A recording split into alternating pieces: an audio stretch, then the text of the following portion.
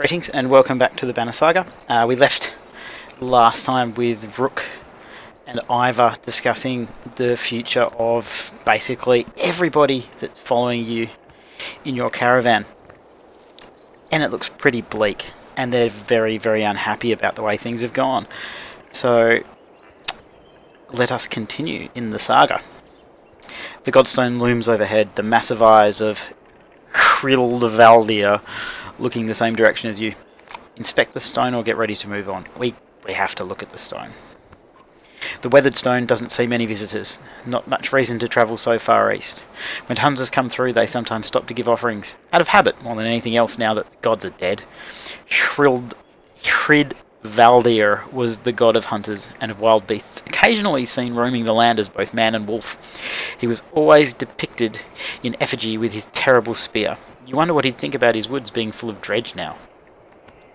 A young girl from the caravan approaches you. "I made this for you," she says, handing you a crude necklace carved from a branch she must have found nearby. "Thank you for saving my mama," she says, before running back to her tent. "Makes me feel a little bit better about what we've done so far." Back at your tent, you rouse Alette, who clings to your arm until she's completely awake. Bad dreams. Well, you wouldn't be having good dreams. You're being chased by giant robot-looking evil things. Eventually the camp is broken down, and it's time to move on to Frostvelv. It feels like an end more than a start. Gained item Bjarken Rune. Wonder what that does.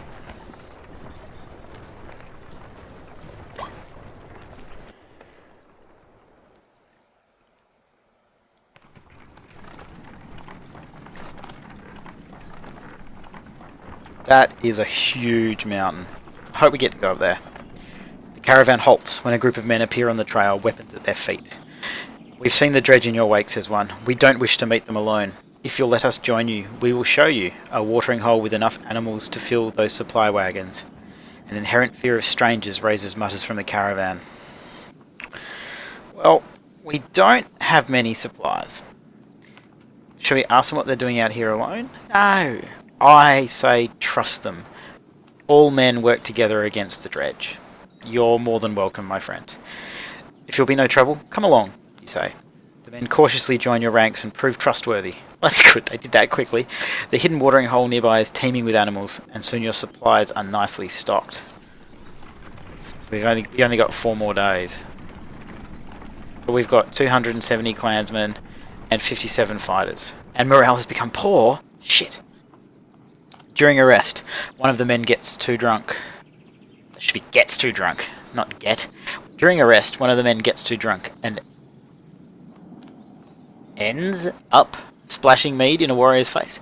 A brawl erupts. Many thrown fists and a broken bone later, the instigator, Raffensvater, is tossed to the ground at your feet, angry clansman looking for satisfaction. His personal defense is little more than drooling mumbles. Should we get a public apology out of it? They're Vikings. Tie him up till he dries out.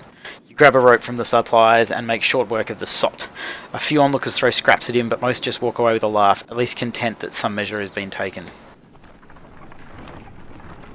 I don't know if I made the right decision there, but as a Viking, fuck that guy. The caravan is visibly relieved to find a small village on the way to Frostvelv with beds and fresh supplies. The locals here are shocked by the news you bring and discuss it amongst themselves while you set up nearby.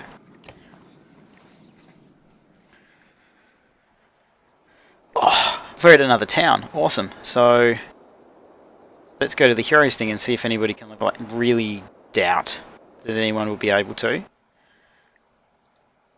Nope. Nope. Nope. She can. Excellent. Okay.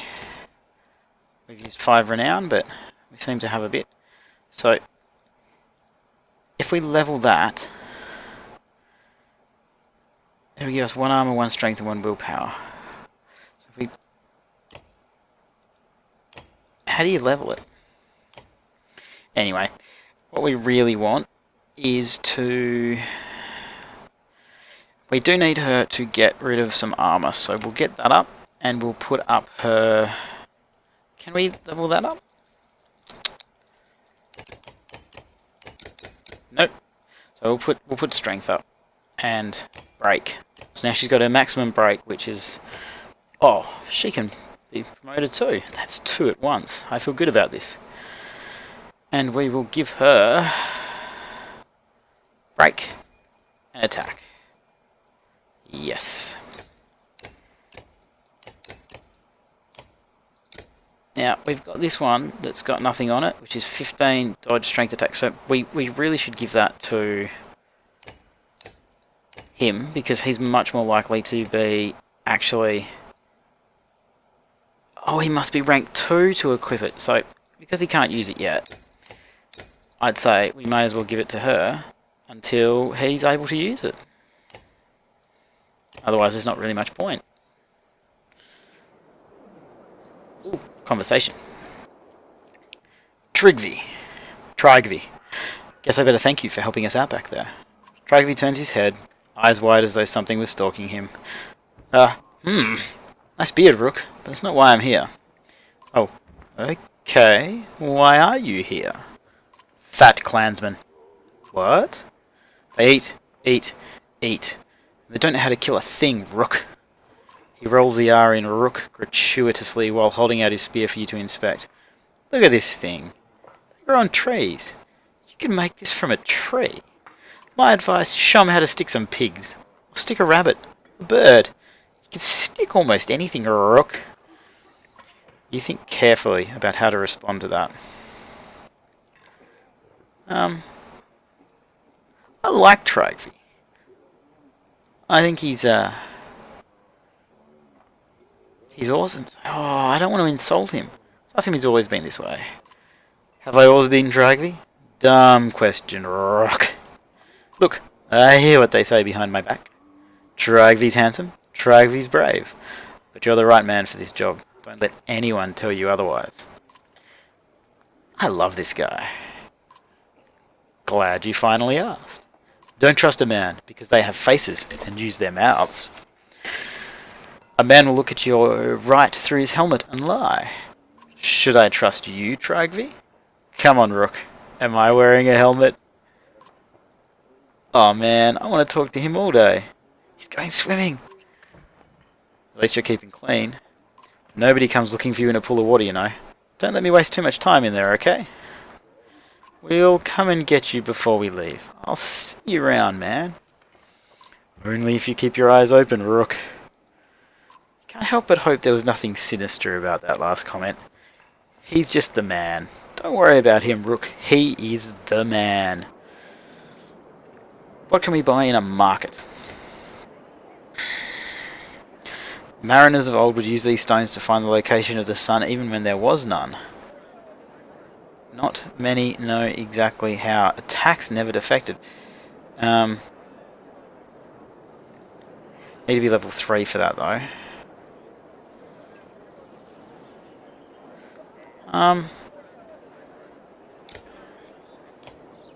Oh, everything's renown. No, we don't want to spend renown. Don't want to do it. No. So we'll go to the map and see what kind of options that opens up for us. Since we haven't really been given the choice to pick which direction we go or anything like that so far, maybe that's what will happen. Nope, it's just letting us look at it. Okay.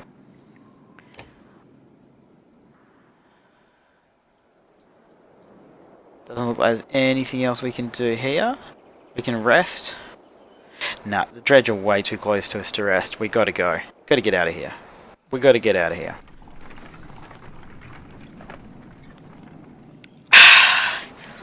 You are only just outside the village when 2 men in red approach. My name is Hogan, says one. Hogan? My brother is Mogan. Hogan and Mogan. Many from the village wish to join you. The Frost Valve. A third man, exuding rage, charges up to the group. Shut your mouth, Hogan, he screams. Ooh, the hell's going on here? What's going on? Those bastards don't speak for us. They've been trying to divide the village since you got here. True. You could keep whoever wants to stay and die. I won't do that voice anymore, I'm sorry. The rest of us will go with the reasonable people of Skoga. I'll have you both gutted before I let I don't like this guy. Look at him. His arms crossed and everything. Behind the angry villager, a mob of armed thugs have appeared, all furrowed brows and nervous stares. You both know what will happen to the rest of us if the fields are abandoned. Nobody leaves. You both... I mean... No, I'm not going to let this happen. This guy... He's got issues. He's got... I can't let him talk to his people like that. He does not own them. They can make up their own mind. Let your people decide on their own. We thought that's how it went. Ourselves. A good number told me to my face that they didn't want to be beaten to death by Dredge. Dredge my ass. Well, I don't know what the scam is this time, Hogan, but you got two choices. Get back to work, or I'm finally putting you in the ground. Mogan, what do you say? I thought it was unfair that he only asked me. Mogan draws his axe slowly, followed by Hogan. Despite their confidence, the brothers are significantly outnumbered. Mogan says, I think I make a poor farmer. Either, let's see, yeah, no, I'm not letting this guy do this. Either, let's make this a fair fight, side with the brothers. Ivor steps forwards. The thugs hesitate. As you pull your axe, you notice that Alette is nowhere to be seen. Oh shit, where is she? Oh, it just means we can't select them. That's cool. That's cool. I want her to do stuff first, and him, and him, and him, and him. Yep, cool, done. Hopefully by doing it that way, Rook's ability to make everyone in range attack should let me get the other people, you know, in range to take advantage of that by the time he gets his attack at the end of, you know, at the end of the round. So let's move some people in. I'm just going to bunch up because I'm silly, but I want to. What do these guys get? Bloody Flower, 4 attacks at 1 strength or 1 arm each. Last hit adds +1 for each adjacent ally. Alright, let's see how this goes. So we will move Tryggvi to there, and he will end his turn. Oh, I did not see those guys over there. This is potentially bad. We had a bit of a crash, but we're back at the end of the combat again, and we're going to... I think we're going to run in. Actually, no, I think we're going to shoot her as we... Oh, I really wanted to shoot her for both of those damage, but apparently I'm going to click wrong. That's cool. We're going to give him some more move, chuck him there. And this guy here is definitely the one we want to get because he's got the most attack and he's right in the middle of all of our troops who are just a little bit hurt. Deflect. Oh, I couldn't have asked for anything more at that moment in time. That was excellent. Well done, sir. Hail to you.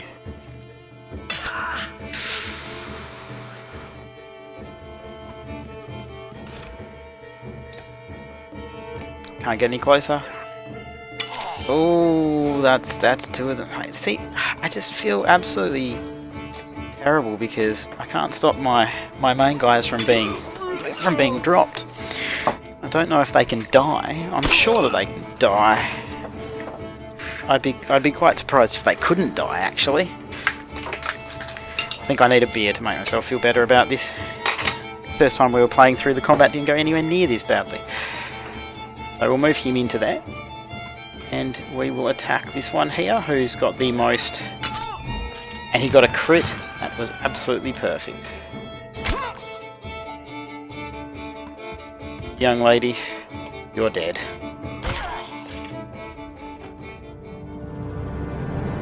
So, we have been victorious, but once again, Rook and the White Lass has dropped, but we've had a couple of promotions.